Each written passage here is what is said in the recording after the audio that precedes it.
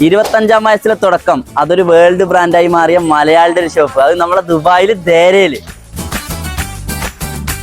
സാധനം അങ്ങനെ ഉണ്ട്, ഇന്റർനാഷണൽ ലെവല് ഇടം പിടിച്ചൊരു ബ്രാൻഡ്. അതാണ് നമ്മളെ വൈറ്റ്. ഈ തണുപ്പിന് ഇത് നിങ്ങൾക്ക് മുതലാവും. 2 പീസ് സെറ്റിന്റെ മോഡൽ നോക്ക്. 4 ആള് കാണുമ്പോ നോക്കണം. ഡെനിമിന്റെ വെറൈറ്റി ജാക്കറ്റ് നോക്ക്. ഓരോ ദിവസം കഴിയുമ്പോ ഓരോ മോഡലൊക്കെ. ടീഷർട്ടിനൊക്കെ നോക്ക്, ഓരോ വെറൈറ്റീസ്. വൈറ്റ് ലൈൻ എങ്ങനെ ഇത്ര സെറ്റപ്പ് ആയത്?